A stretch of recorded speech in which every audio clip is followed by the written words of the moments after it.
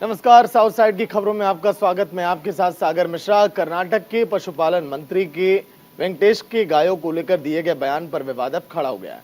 वहीं इस मामले पर कर्नाटक के सीएम सिद्धरामैया की प्रतिक्रिया भी सामने आई है। उन्होंने इस मामले पर कैबिनेट की मीटिंग में चर्चा करने की बात कही है और वेंकटेश के बयान के विरोध में बीजेपी कार्यकर्ताओं ने 5 जून को प्रदर्शन भी किया था।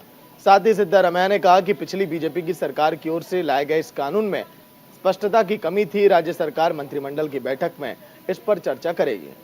साथ ही हमने अभी तक कुछ भी तय नहीं किया। दरअसल पशुपालन मंत्री वेंकटेश ने मैसूर में कहा था कि मंत्री ने कर्नाटक गौवध निवारण और मवेशी संरक्षण अधिनियम का जिक्र करते हुए कहा था कि सरकार इस कानून पर फिर से विचार करेगी।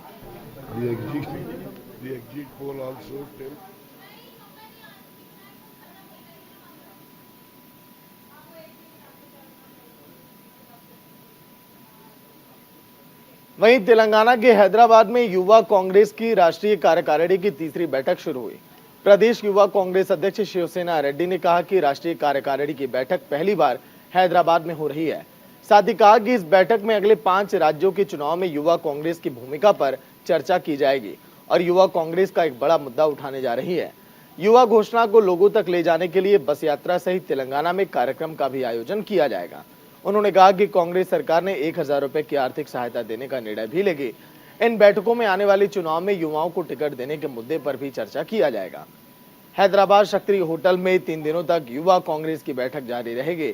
वहीं बैठक में 29 राज्यों और 7 केंद्र शासित प्रदेशों से यूथ कांग्रेस के प्रदेश अध्यक्ष मौजूद होंगे।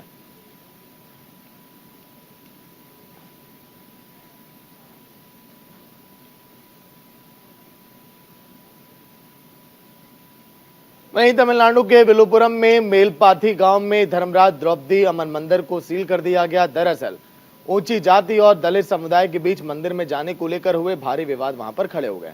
राजस्व आयुक्त रविचंद्रन ने आदेश दिया और उनके आदेश पर मंदिर को सील कर गेट पर एक ऑफिशियल नोटिस भी चिपका दिया गया। विवाद के बाद बने तनावपूर्ण हालात को लेकर वहां पुलिस तैनात कर दी गई। पुलिस ने बताया कि कुछ महीने पहले एक दलित व्यक्ति मंदिर में पूजा करने गया था, जिसे लेकर ऊंची जाति वालों को परेशानी हुई थी। उन्होंने दलित लोगों की मंदिर में एंट्री बंद कर दी। इसके बाद दोनों समुदायों के बीच कई बार तनातनी हुई। मामले को लेकर दोनों पक्षों के खिलाफ एफआईआर भी दर्ज की गई। वहीं जिला प्रशासन ने इसे लेकर कई बार बात करके मामले को सुलझाने की कोशिश की, लेकिन बात नहीं बनी। हालांकि अंत में मंदिर को सील करने का फैसला लिया गया।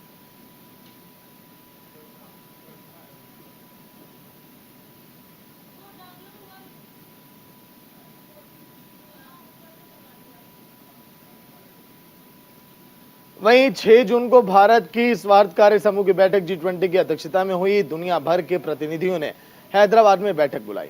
उनकी यात्रा के हिस्से के रूप में प्रतिनिधियों को ICMR और भारत बायोटेक के बायोमेडिकल रिसर्च के NARFBR के लिए राष्ट्रीय पशु संसाधन सुविधा जीनोम वैली में लाया गया, जिसमें भारत के प्रमुख टीका और अनुसंधान संस्थान और इसकी नेतृत्व भूमिका का प्रदर्शन किया गया। स्वास्थ्य कार्य समूह की बैठक 4 से 6 जून तक आयोजित की गई है।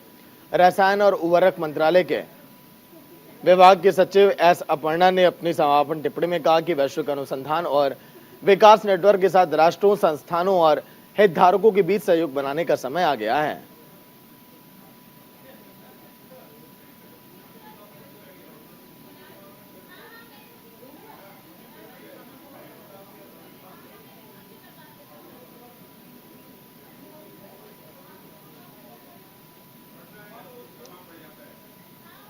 वहीं 2 जून को कर्नाटक के उच्च शिक्षा मंत्री MC सुधाकर ने कहा है कि वो भारतीय जनता पार्टी की पिछली सरकार में लागू की गई राष्ट्रीय शिक्षा नीति के बारे में एक्सपर्ट और पक्षकारों के साथ चर्चा कर रहे थे। साथ ही सुधाकर ने कहा कि मुख्यमंत्री सिद्धरामैया के साथ सलाह मशवरा के बाद आने वाले दिनों में इसे जारी रखने के बारे में निर्णय लिया जाएगा।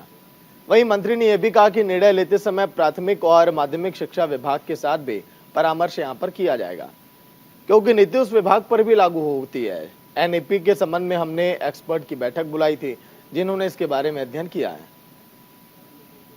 निरंजन आराध्या के नेतृत्व में एक प्रतिनिधि मंडल पहले ही मुख्यमंत्री से मिल चुका है और NEP के संबंध में अपनी राय साझा कर चुके हैं। उन्होंने कहा, मंत्री के रूप में कार्यभार संभालने के बाद मैं NEP और इसके फायदे और नुकसान को लेकर जानकारी ले रहा हूं और इस कांग्रेस पार्टी का रुख भी देख रहा हूं।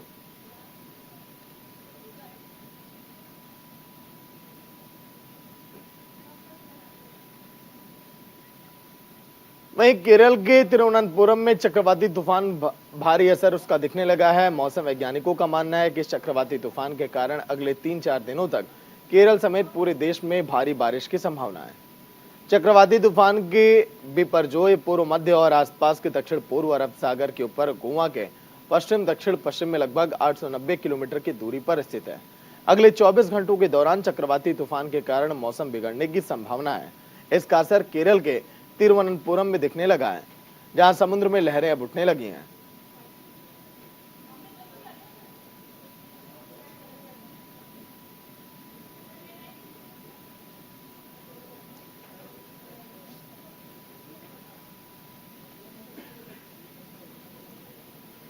वहीं आगामी लोकसभा चुनाव में विपक्षी पार्टियां एकजुट होकर बीजेपी विरोधी मोर्चा खड़ा करने में जुटी हैं।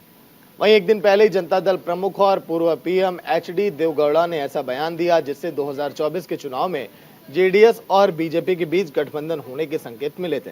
वहीं देवगौड़ा के इस बयान के एक दिन बाद जम्मू कश्मीर के प्रमुख राजनीतिक दल नेशनल कॉन्फ्रेंस पार्टी के मुखिया फारूक अब्दुल्ला बेंगलुरु पहुंचे।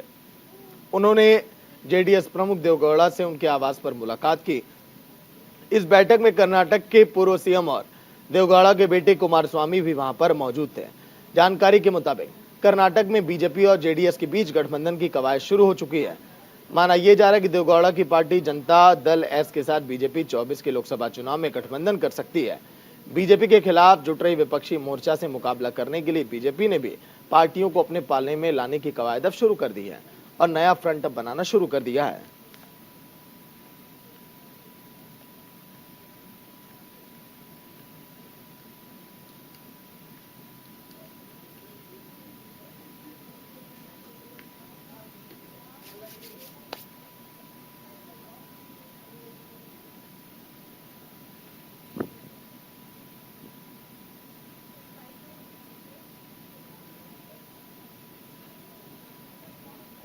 तो बीजेपी के खिलाफ विपक्षी एकता एकजुट हो रही है और उसी एकता को ध्वस्त करने के लिए बीजेपी भी अब पूरी तैयारी में जुटी है। जेडीएस से हाथ मिलाकर बीजेपी आने वाले 24 के चुनाव में बेहतर प्रदर्शन करना चाहती है।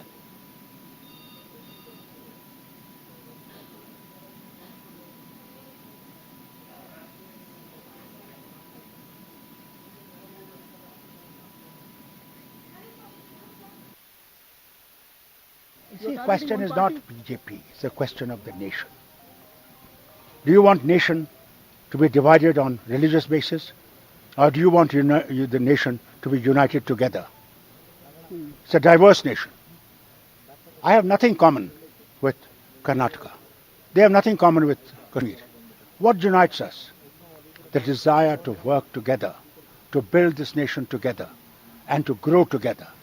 That is what is important. Why? वहीं तेलंगाना बॉर्डर पर पुलिस ने नक्सलियों तक कैमरा पहुंचाने वाले गिरोह का भंडाफोड़ किया है और 3 सप्लायर को गिरफ्तार भी किया है। दरअसल तेलंगाना और महाराष्ट्र के बॉर्डर इलाकों में नक्सली अब ड्रोन का इस्तेमाल अब करने लगे हैं। पकड़े गए सप्लायरों के पास से ड्रोन कैमरा समेत अन्य विस्फोटक पदार्थ भी बरामद किए गए। वहीं 3 आरोपियों में से 2 तेलंगाना का और 1 बीजापुर का रहने वाला है। हालांकि जवानों ने सप्लायरों की तलाशी ली और बरामद हुई सभी चीजों को जब्त भी कर लिया। पूछताछ में कई खुलासे हुए पुलिस ने तीनों नक्सलियों को जेल भेज दिया है।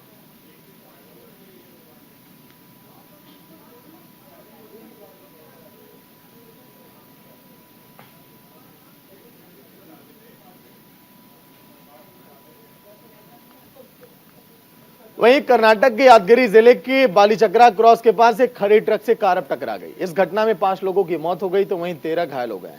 पुलिस के मुताबिक हादसा जो है ये यादगिरी जिले के बालीचक्र क्रॉस के पास हुआ। घायलों को हॉस्पिटल में एडमिट किया गया। हादसे में आंध्र प्रदेश के 5 तीर्थयात्री की मौत हो गई। मरने वालों में एक महिला और एक लड़की भी शामिल है। सभी यात्री एसयूवी से मेले में शामिल होने के लिए जा रहे थे।